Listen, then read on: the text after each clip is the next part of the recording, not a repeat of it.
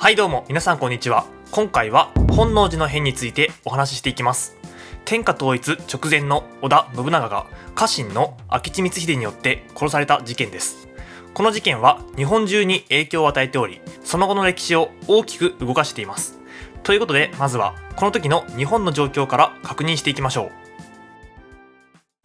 1582年、織田信長は武田勝頼を攻撃しました。甲州征伐です。この戦いには信長の同盟者である徳川家康や北条氏政も参加しており、最終的に武田氏は滅亡へと追い込まれてしまいます。その後信長は安土城へと戻っていきましたが、まだ戦いが終わったわけではありません。織田信長は相変わらず忙しい毎日を送っていました。というのも武田氏滅亡によって関東地方はある程度落ち着いたんですが、西側の中国・四国地方はまだ落ち着いていなかったからです。ということで信長は自ら西へと向かって戦うことを決意して、すでに中国地方で戦っている羽柴秀吉の援軍として家臣たちを西へと送り込みました。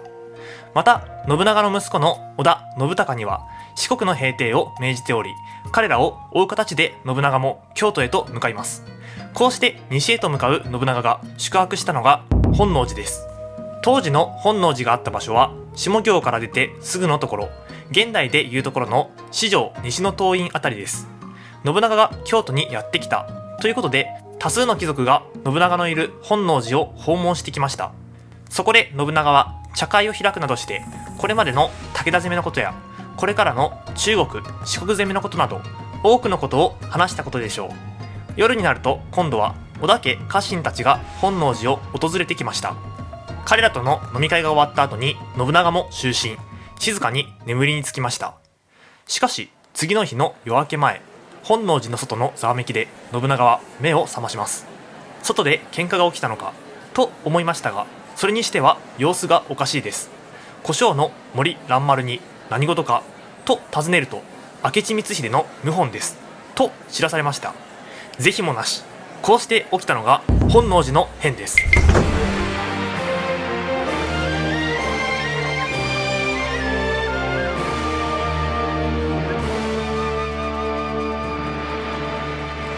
明智光秀はもともと羽柴秀吉の援軍として中国地方に向かっているはずでした。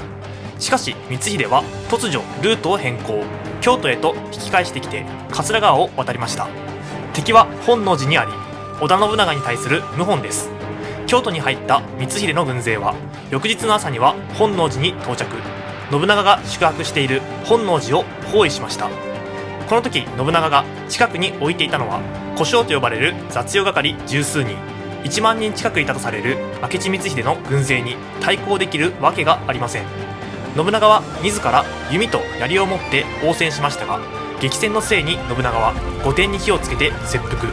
信長を討ち取ることに成功した光秀は次に1キロほど離れた明覚寺へと移動します。織田信長の後継者である織田信忠が明覚寺に宿泊していたからです。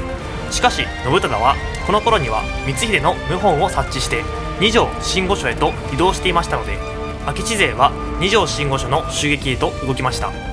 この戦いで信忠は奮戦し、何度も明智勢を追い返しますが、明智勢は付近にあった屋敷の屋根に登り、弓や鉄砲で攻撃したことにより信忠の軍勢は崩壊。観念した信忠もここで切腹し、光秀は京都を制圧することに成功しました。その後光秀は近江へと進軍し、安土城へと入城するんです。織田信長が死んだ、その事実は日本中に広がり、日本の歴史を大きく変えていきます。まず最初に中央では戦火にまみれた京都が大混乱に陥っており、朝廷は光秀を認めることにしました。織田政権に代わって明智政権が成立したんです。ちなみにこの時光秀は足利義昭を再び京都に呼び戻し、将軍として擁立しようとしています。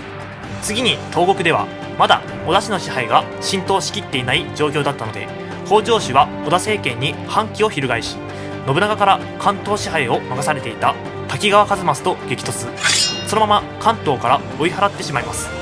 こうして関東は北条、上杉、徳川で領地の取り合いが行われる混沌とした時代に突入しました。最後に西国では羽柴秀吉が動きます。この頃秀吉は備中高松城を包囲していましたが、信長が死んだという知らせを聞いて素早く行動していきました。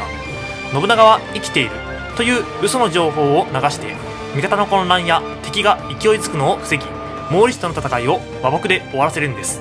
こうして始まったのが中国大返しです。高松城の包囲を解いた秀吉は次の日には備前の国に到着、さらにその次の日には姫路城へと入っており、ここで3日間かけて情報収集と分析を行いました。その後秀吉は1日ずつかけて明石、兵庫、尼崎、富田、山崎と移動しており、信長の死を聞いてたった10日後には明智政権の支配領域の境界線である山崎へと兵を動かしていました。羽柴秀吉が引き返してきた、この噂を聞いた明智光秀も出陣し、京都に向けて兵を動かしていきます。こうして始まったのが山崎の戦いです。予想を上回る速さで秀吉が戻ってきたために、光秀は十分な準備ができていませんでしたが、さらに光秀にとって予想外の出来事が起こります。これまで共に戦ってきた細川藤孝や筒井淳慶といった仲間になってくれるだろうと思っていた人々が光秀に力を貸してくれなかったのです。対する羽柴秀吉には四国へ向かおうとしていた織田信孝も合流して、その軍勢は膨れ上がっていました。こうして両軍は山崎で激突、信長の弔い合戦が始まります。雨が降る中の戦闘だったこの戦いは両軍ともに奮戦しますが、兵の数で大きく上回っていた秀吉の勝利、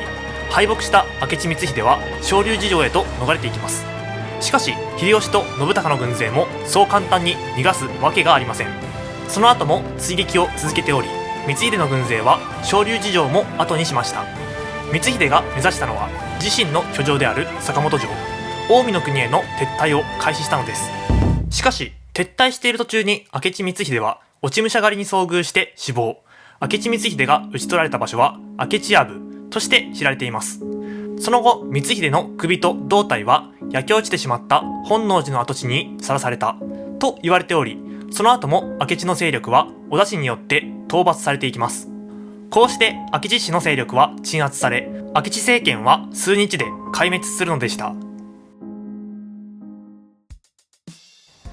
さていかがだったでしょうか。織田信長が明智光秀によって殺されてしまい、明智政権が成立しましたが、その明智政権も数日で壊滅してしまいました。